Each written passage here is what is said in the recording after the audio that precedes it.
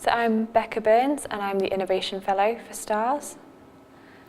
So my role involves getting the students to think about beyond their PhD and what they might like to do, give them some extra training for the world of industry, talking to policymakers, talking to businesses. We've organised 3 students now have placements with government, so we've got 2 with DEFRA, 1 with the House of Lords, and that's been all run and funded through the STARS innovation funding. And it's really given them an opportunity they wouldn't have had otherwise, because these placements are so competitive and the normal way of going about it is to go through NERC, whereas we've had sort of the power really to talk to policymakers and see where we can slot a student in and then fit the right student to them. So there's a lot of benefit for both the policymaker and the student themselves, which is quite a nice collaboration. So it places STARS right on the boundary of knowledge exchange between sort of higher institutes and academia and policymakers, and gives us a really unique aspect to working with the people who really run our country and the people who have a say in what happens with soil and soil policy. So STARS is a cohort of 22 soil science PhD students. There's our first cohort who are now into their second year, and our second cohort who only started in October. And the innovation aspect fits in the sense that they have a lot of training as part of their PhD, and that's the benefit of being in STARS. So they get a lot of academic training how to be a soil scientist, training for statistical methods, things that will really help their PhD. And the innovation training and the innovation funding and our whole programme around that is coming in at a different route and giving them some extra training to enhance their career skills, and it's in essence career development and building them. They have these great academic skills given to them by STARS, and now they can really take those and think, how does this apply to industry? How can I build my network? How can I show someone my worth? And really apply every single good thing that they get from STARS and take it beyond academia and into a career. So recently we've done some training with them over the 2 days and getting them thinking about networking, presenting to business, thinking how can they make their PhD relatable to the wider public, and telling the story of their research and where they're going with that. In addition to that, there's placements that they can undertake. So we've got policy ones, we're hoping to get ones with industry, and we're always looking for people and ways in which we can make links with industry, with business, with policy, and really give them some sort of real life worth to their PhD. Because research is great and it's very valuable, but it's only valuable when it's taken outside the lab and taken outside the research community, and getting them confident about, this is my research, this is my work, this is why I'm proud of it, and I want everybody to know. And if they really want to make a difference, the best way to make a difference is to get involved and to engage. And so we're giving them the tools to do that. PhD students are hardworking, and they're very meticulous and very dedicated, and they've got a really vast range of skills which are tested under pressure a lot of the time. And a lot of aspects, it's a massive steep learning curve, particularly if you come straight from undergraduate, and then if you've done a master's, you've got a bit of a chance to adapt. And so they're given this wide array of skills. They can present, they can write, they're thorough, they're detailed, they know how to research, and a lot of the time it's a case of you give them a task and they can just put their mind to it and do it without hesitation. They'll think of logical questions and logical responses to that. And that's the benefit of having a PhD student in your company, is that they can deliver something that not a lot of people can do really on a daily basis, because it's what they're used to. It's not for them necessarily going above and beyond and learning a new skill. It's things that are ingrained into them during their PhD. And the best thing about the innovation training we're delivering is being able to take those skills that they have and show them you can apply these outside your PhD area. So it doesn't necessarily need to be outside soil science, or it could be the wider scientific community, or they might leave science altogether. But these skills they do on a daily basis are just so ingrained into them that they have so much to bring and such a variety.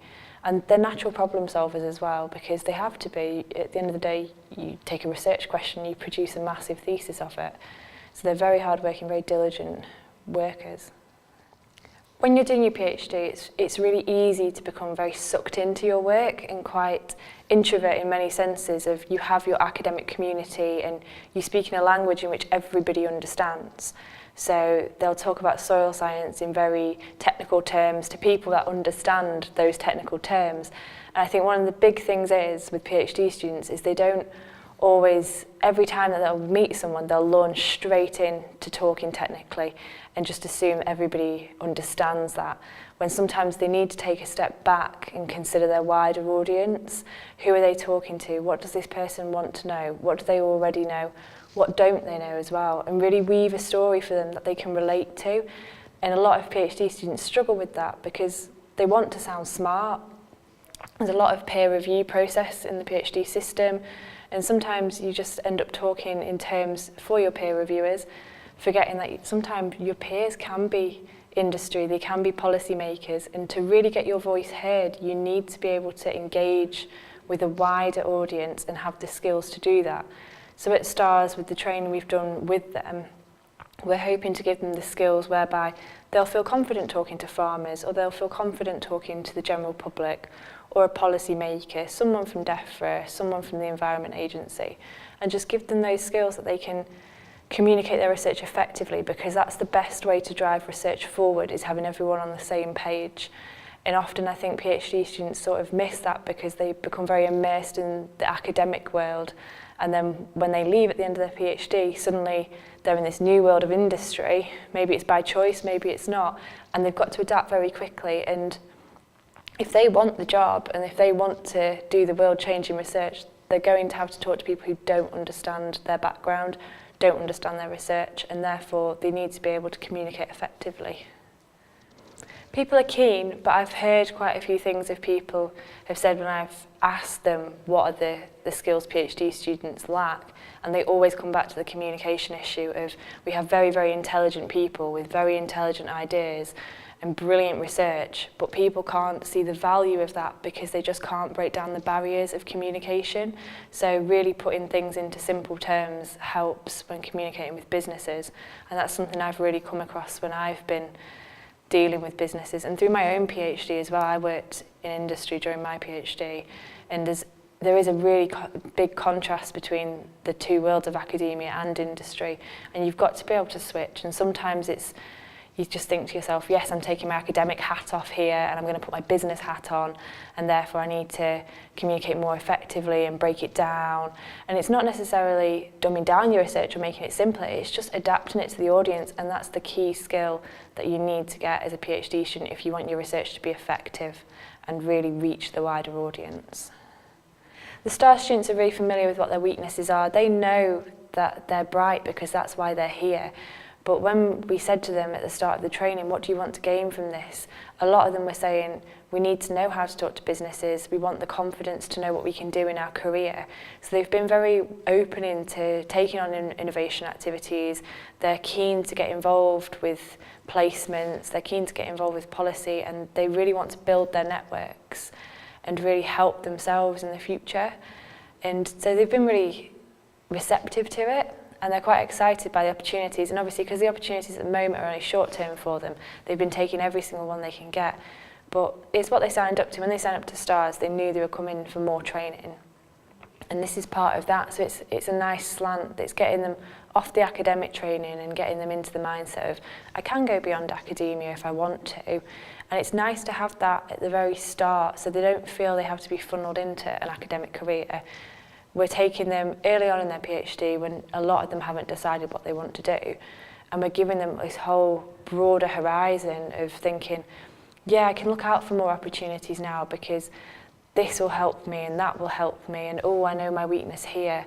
So it's really good that they've had a chance to identify maybe the flaws they have that can be helped through the STARS programme, and they can get the training they need academically, but also the training they need personally to help them in the future, because they're with STARS for around 3 to 4 years during their PhD, but there's a massive world out there beyond that PhD, and a PhD is an achievement in itself, but using it's an even bigger achievement and a greater satisfaction. So it's nice to give them the skills where they can go and do that.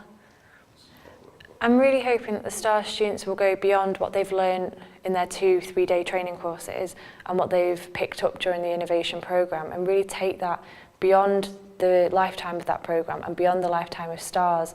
And then maybe in the future, once they've widened their network, things do come around, they'll meet people they've already met and they'll know how to engage, pick up contacts and always keep moving forward. And the main hope with the innovation training is that they really know their worth and they know how to apply themselves, and they're not going to get stuck in a post-PhD rut, and they're going to know where they want to go with their PhD and what they want to do with it. And then if they get there and think, this isn't what I want to do, they've got the skills to be able to move and to be able to keep changing career until they find exactly one that is right for them. A lot of people don't have that dream career and they find it by stumbling their way through. And it's just hoped that we've given them enough skills whereby they can take what they've learned, take what they know, and apply it, like really apply it to their CV and really have like a nice bank of skills to be able to use, really. We want them to know that really, having completed a PhD, they've got unlimited options. So they're not funneled into anything whatsoever. They can take what they want from the innovation training and they can reapply it to their PhD and what they want out of their lives, and sort of reassess where they are and where they can go from it. So we give them the skills here to think, this is what I've got now on my CV, these are the skills I have now, these are the contacts I have now, where can I be in a month, where can I be in a year, where can I be in 5 years' time? And we're just hoping that they keep building and building and taking the training and training themselves really to think innovatively and think outside the box and think, what can I do with my PhD? And really what we want for them is that they never feel like they can't do something and that they never feel like they're channeled into a corner with their career.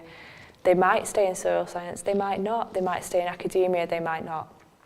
There are so many things that they can do, and the benefit of being with STARS is that they're involved in this wider community and they have these skills open to them and they have the contacts and the networks and also the support to be able to do what they want beyond their PhD.